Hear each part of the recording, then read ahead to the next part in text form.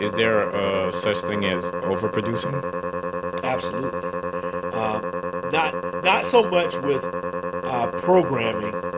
I think that there's overproducing with the bells and whistles that you want to use to make something sound good.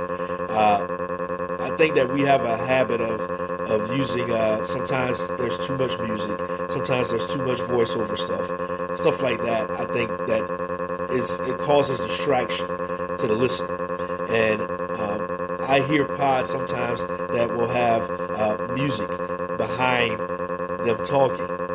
Sometimes that's bad in the distraction.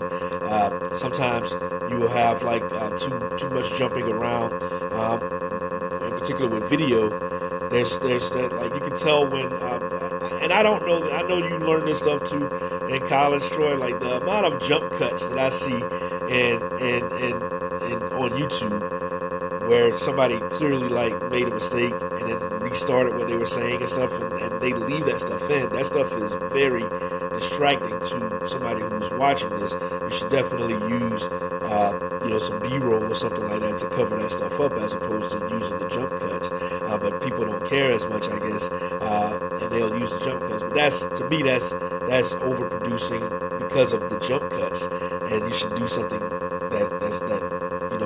is not so distracting, because you can create listener and viewer fatigue with when you have too much going on.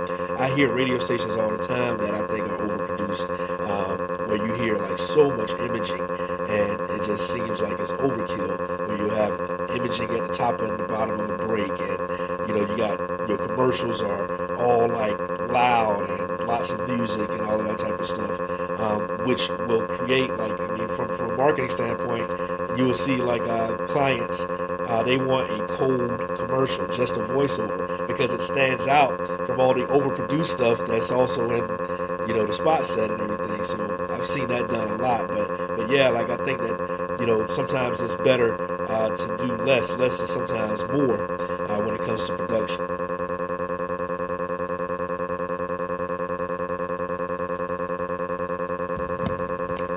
pushplaypods.com